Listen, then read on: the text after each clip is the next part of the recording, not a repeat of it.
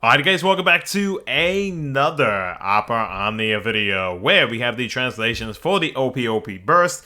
JP maintenance has finished early, so we do have the Infiltration report with translations, and a big thank you to Medic as always for providing said translations that we are about to look at. And of course, if you did click on this video based off the thumbnail, then yes, we do know who our next newest character is going to be dropping to JP DFFOO, which we will get into here in just a bit. And we do have some additional things to talk about that I saw with the translations before I started to do my recording. So we're going to take a look at all of that in this video. So if you guys enjoy the video, like, subscribe, do all that good stuff. Let's go ahead and jump into it. So Cor's Lost Chapter is the next event coming to JP DFFOO. Cor is going to be getting a BT weapon. Noctis is going to be getting an FR weapon, and both are going to be receiving FR boards and a rework. Now, Noctis FR inherited Heart as his FR ability with Zack as his partner as a melee AoE Brave plus an HP attack, and it grants the party Warp Step. So, whenever a turn passes with a character having a buff or overhead with stacks, which there are plenty of characters that have that, so that's going to be an issue, it increases the HP damage bonus. And then whenever a turn passes with an ally turns, coming after the current character's turn, aka the Warp Step, that Noctis provides to his team, then it will increase the HP damage bonus, and this also includes the same character's turn coming twice. Again, Warp Step buff that Noctis provides. So that's gonna be pretty easy. So in terms of meeting HP damage bonus, it's going to be pretty much easy to meet. And then, of course, or not of course, but like his FR ability is definitely more so catered towards him. So very cool. I'm really curious to see if his LD ability is actually going to get reworked, because like technically it hasn't gotten reworked for God knows how long. So curious to see if they're actually going to mess with it, if they're going to leave it the same. Cor's a BT weapon, or his BT ability, Red Lion's Dance. It's a melee AoE Brave plus an HP attack. His BT effect to himself, the buff Oath of Absolute Defense cannot be removed, which is very interesting, and I'm curious to see how that is going to work out, especially if, like, let's say you grant said buff to a teammate, and the teammate who got that buff gets switched out with your friend support, and then you decide to give this buff to the other teammate that didn't get switched out, and then if you get the returning teammate to come back who already had this buff, I'm curious to see if, because of both of them having the buff, if one of them is going to lose it even with this BT effect active. I'm really curious to see if that is actually going to work on that, but we'll see.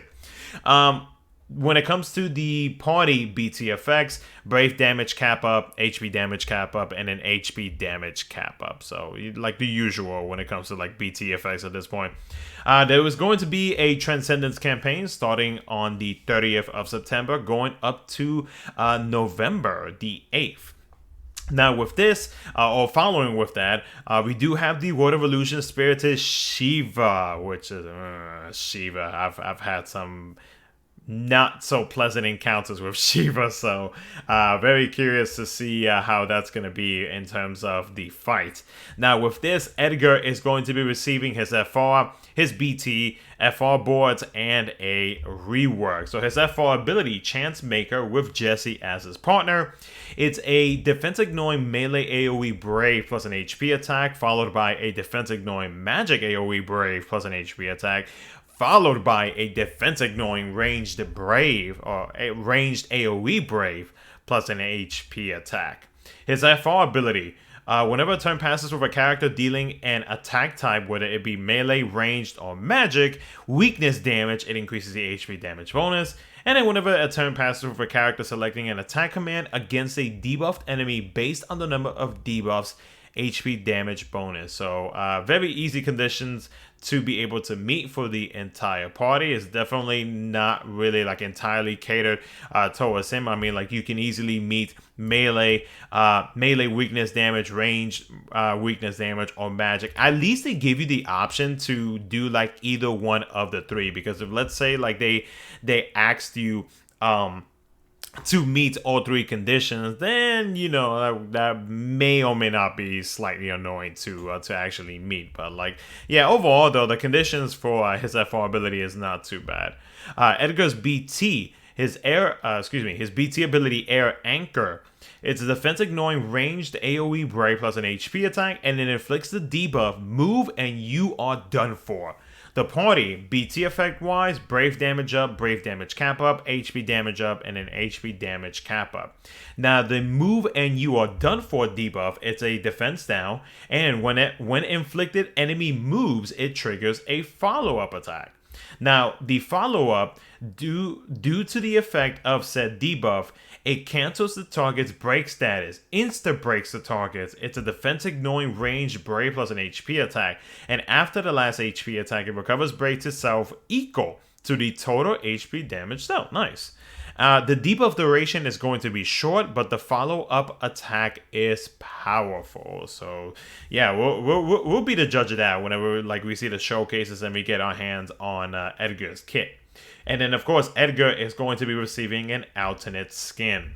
Now, some additional things, we're jumping into the Infiltration report. So, Cor's Lost Chapter, there will be a medal challenge to be featured for this event. There will be a Shinryu co-op to be featured with 20 Ultima pages, 20 Ultima nuggets, and 4 high power pieces to be given. For the Transcendence campaign, there will be 2 first free pulls for the featured banners for FAOD Transcendence and gem missions to be included.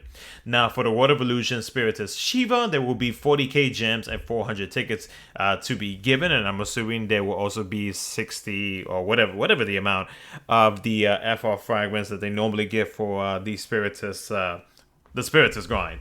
Now, the brand new character is Reks. Not Reks, like with an X, but like Reks. From Final Fantasy 12, which from what I have read, because I had to look up who this is Vaughn's brother, if I read that correctly. So he is the next newest character to be dropping to DFFOO. From what I have read in my Discord server, he was apparently part of like a tutorial, and like that's the only time that you actually see some gameplay with the guy. I don't know, you guys can correct me down in the comment section below if I am wrong, but I'm just going off what I have seen in my server and in a few other servers as well. Now, he is a character who loves a certain red flower. He will finally reunite with Vaughn. Now, there will be a medal challenge to be featured with this event. There will be 10 BT tokens, 20 Ultima pages, and 40 Ultima nuggets to be given. Now, for Transcendence 15, there will be a single challenge to be featured for this event, 250 tickets to be given. Now, some final things or producer notes when it comes to reworks. On September the 30th, Noctis and Cor are going to be getting a rework. On October the 7th, Edgar is going to be receiving a rework. And then finally on the 21st of October, Vaughn and Rem are going to be getting a rework. Vaughn's getting another rework. Damn. Like, Vaughn is already strong enough. What else are you going to do to the guy? Jesus. Like, aside from like FR boards that they would probably give him, but like still, like, sheesh. Rem though, I'm curious to see if they're actually going to give her an FR and a BT. So, which I'm going to guess that they probably will. And if that's the case, then that is awesome. Because I know there have been a good amount of players, at least in the comment section in my videos, that have been wanting Rem to get a BT. But now that she's going to be getting both, then, oh, there you go. Regarding Transcendence, so Transcendence Stage 16 is planned to be the last one. There will be new content regarding it in the near future. Okay, so maybe higher difficulty, question mark? I don't know.